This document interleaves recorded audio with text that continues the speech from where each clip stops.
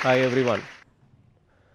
With over 20 years of experience in building product ranges for global and Indian fashion brands and retailers, I took on the task of predicting new product success for all those brands. During these years, I took decisions on a weekly, daily basis to predict the new product success. And what I realized, and I'm going to share a very, very surprising statistic with you.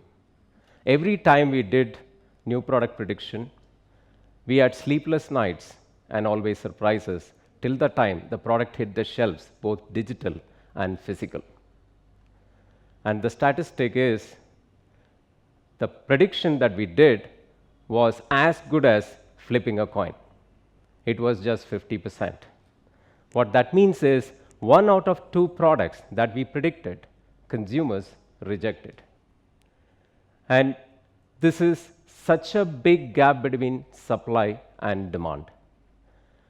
And all my inefficiencies led to a lot of fanfare by consumers in mopping up their discounts.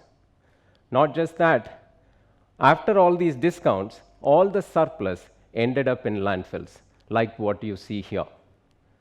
And I am one of those responsible for these landfills. And this is real.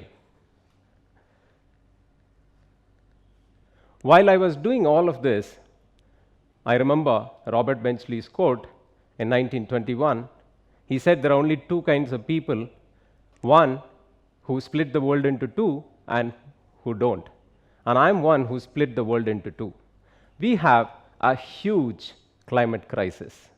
I split the world into 2 of people, those who really believe that there is a crisis and those who believe that there is no such crisis. And there is a lot of transformation, reformation happening in the fashion industry globally as we talk. Is reform good enough for the crisis that we have? No. What we don't need is evolution. What we need is really a revolution in the fashion industry. We need to significantly change the way things are happening right now. Over these 20 years, I've been building business which was wasteful. While I was doing that, at home, my significant other, who's actually in this audience, she has been wasteless in everything that she has been doing. Whether choosing the public transport for going to office, or reducing the amount of electricity consumption at home from grid, and almost a zero waste in making food every day. And she has been my inspiration. I was thinking to myself, why can't I use these principles from her and bring it to life in this fashion industry? The amount of wastage in the fashion industry, there are over 150 billion garments which are made in the fashion industry every year, which is almost 20 garments for every human in this planet. Not just that, there are over 50 billion garments of wastage which goes to landfill every year. Now, 50 billion garments, which is humongous. And why is this happening? Because of a supply-demand gap between the judgment of the experts and what the consumer really needs. And I want to share an interesting story of why this gap occurs. We did a small experiment. We called randomly 20 college girls. We asked them to pick up a mobile app which they normally shop. We asked them to choose their 5 favorite dresses. The intent was to observe how many dresses do they browse to pick their favorite 5. As we were observing, the results were shocking. To pick their 5 favorite dresses, they were browsing close to 140 to 150 garments, pictures. Now, what that means is there is less than 5% likability of the selection or products the retailers are giving to the consumers. Huge amount of gap. Not only that, recently I asked the head of personalization of a large retailer, technology-driven retailer. And the person was telling me that we kept on optimizing personalization to improve conversion. And at some point, we reached a dead end. And I asked him, what happened? Why didn't you optimize beyond a point? He's a technology person. He tried everything. And at some point, he realized that you cannot improve conversion beyond a point if you don't make the right products. For the industry has been using technology very close to the consumer, huge amount of adoption. But what has been very, very less is adoption of technology in taking product decisions. For we have a significant gap in adopting technology towards the product side of the fashion industry. Sadly, just look at the amount of carbon footprint that we as an industry are living with. We are number 2 after oil in terms of the overall carbon footprint generated. Not just that, the amount of water which is wasted every year, it's sufficient for the full water requirement of close to 2 billion humans in this planet. If you convert the wastage into deforesting of trees, equivalent of carbon footprint, that's over 5 billion trees of deforestation. Not just that, the industry profit is declining. Not only if you are fueling crisis of sustainability, we are also fueling economic sustainability, crisis in economic sustainability. The global profits have been declining over the years, and COVID has only accelerated it. While the recovery is good through 2021, the trend is really, really concerning. And it is just not in one industry segment. It is across segments, whether it is value, standard, or premium. Except luxury, rest of the industry is in single-digit profitability. For we are sitting at a juncture of a severe economic sustainability crisis and environmental sustainability crisis. And before we move into solutions, it's very, very important to understand that when there is a fundamental transformation which needs to happen, there is always a difficulty. We always have a common sense or a common way of doing things. When we get a new perspective, how do you shift? And we call this the curse of knowledge. And there was a very interesting experiment done by a Stanford student, Elizabeth Newton, in the 1990s. What she did was she split 2 groups of people. She asked one group of people that pick some famous melodies. Can you tap? And she asked the next set of people to decode which melody they were tapping. And after the research is over, they asked the tappers, can you guess what percentage of people who would have guessed right of what melody you were tapping? And the tappers were saying that they will get 50%. The surprising result was only 2.5% of the people got it right, 1 out of 40. And why they couldn't get it right?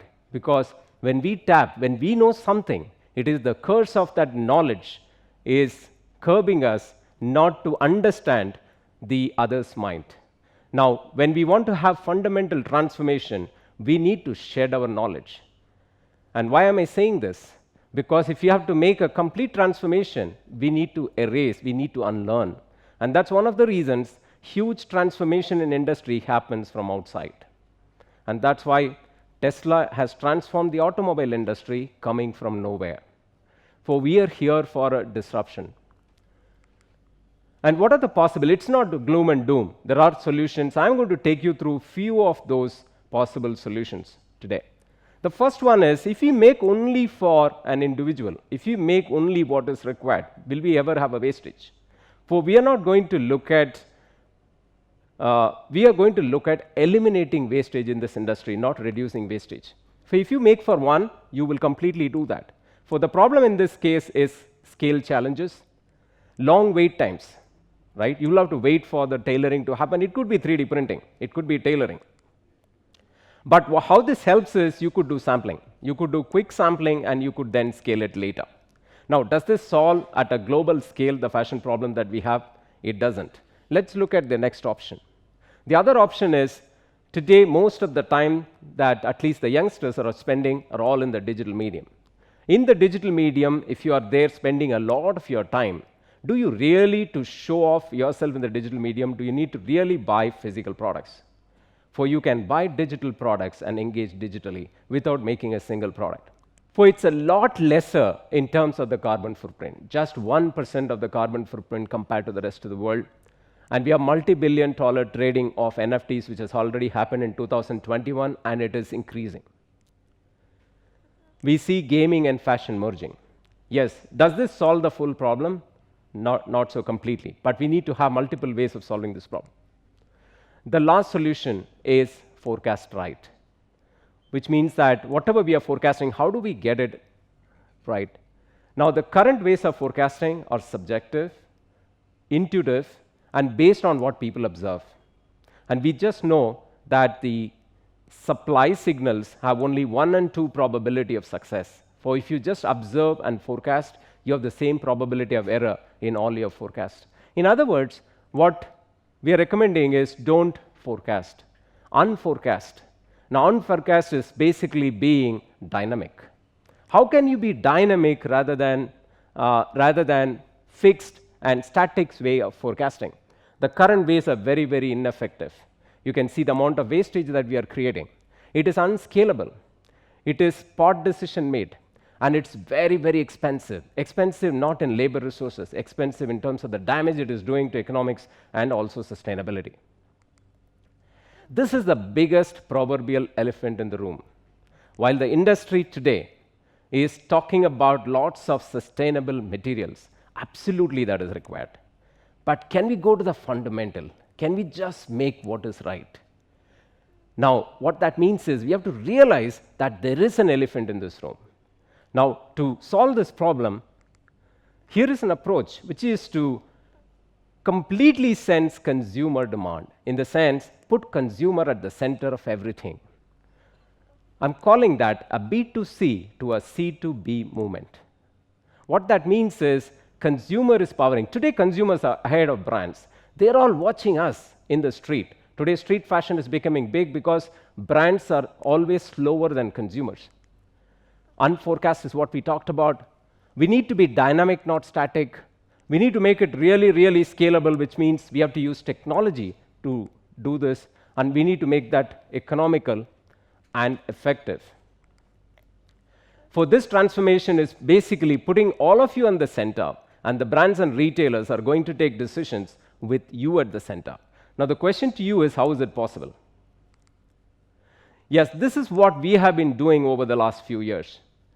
We look at public data at internet scale, and then we use AI algorithms to decode the consumer demand, coming out with what we call true consumer demands, not forecasted consumer demand, true consumer demand on a dynamic basis, and then make those decision makers, the designers, buyers, and merchandisers, and the decision makers in that industry superhuman.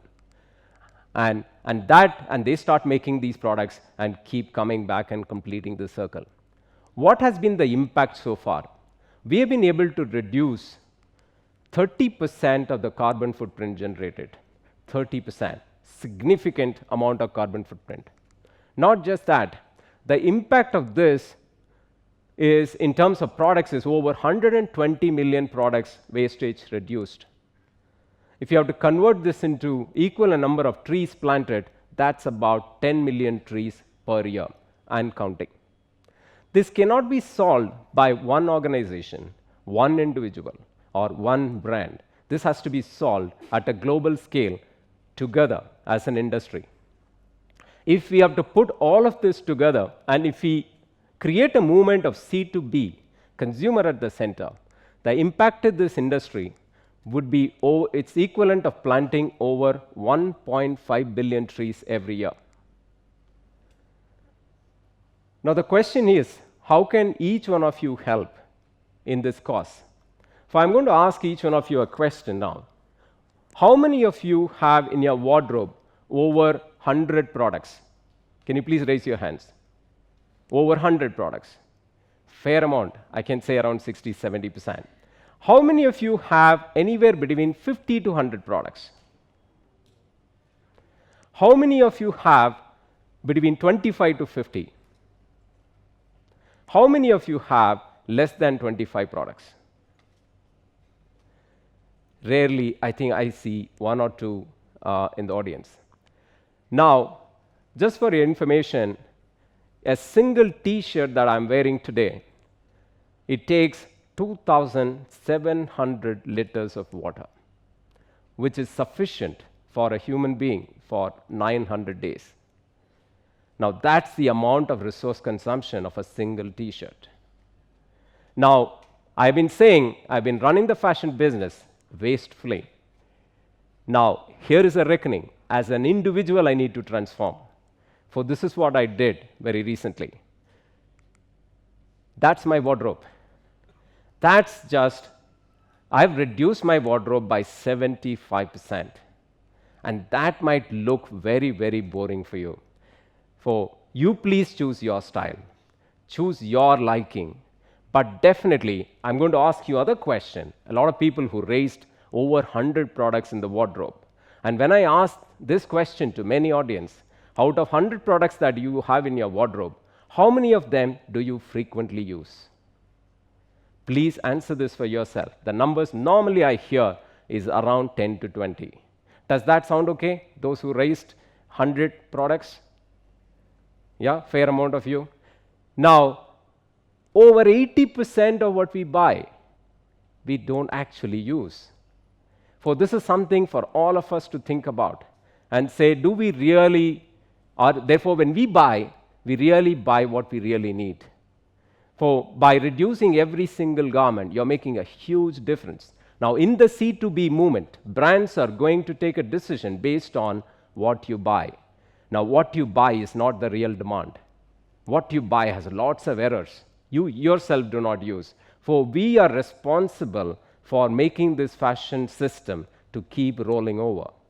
For let's all become conscious of, one, buy consciously. Second, if you don't want something, right, please recycle it and only buy in the right quantity. Now, how can we all create a movement of making a better planet? I'm inviting all of you to join this movement, a hashtag movement, which is look good with less. Thank you very much.